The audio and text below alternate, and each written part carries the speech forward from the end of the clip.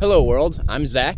And I'm Elisa. And we're students at USC's Wrigley Institute for Environmental Studies on Catalina Island, 22 miles off the coast of California. We're currently headed to Mount Wrigley looking for, of all things, a bison. That's right. In addition to having bald eagles, rattlesnakes, and foxes, Catalina Island is home to some 150 American bison. Here's Zach with one yesterday. Question is, how did a 2,000-pound land mammal native to the Great Plains of America come to live on a desert island 22 miles from Los Angeles? I'll explain.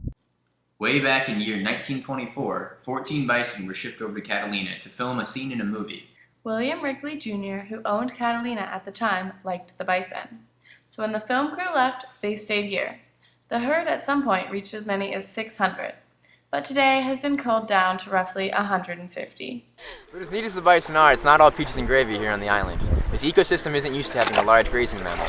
Their feeding and wallowing damages key endemic species like the St. Catherine's lace. They also aid in the spread of invasive species like fennel. The seeds get stuck in their fur and then distributed across the island. You may have also heard that California is currently going through one of the worst droughts of all time. Things are even worse on Catalina, where starting this week, all homes and businesses are required to cut water use by 25%.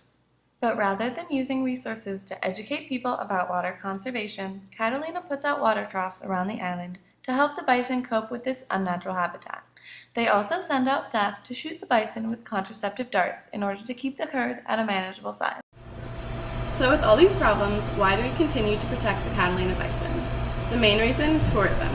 Thousands of people flock to Catalina each year, and in part to get a view of a bison close to home. Personally, I'd rather travel a bit to see one thriving in its natural habitat than struggling to survive in this hot, dry climate. And it's not like there isn't plenty to do here on Catalina.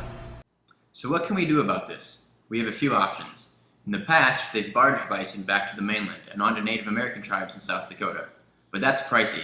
We could also expand the current contraceptive program to gradually reduce numbers, or even increase revenue by charging recreational hunters for a chance to take home a prized Catalina bison. None of these options are pretty, but keeping things as they are isn't pretty either. Down this road, we'll only see further destruction of vegetation, spread of invasive plants, and the suffering of these bison where they don't belong.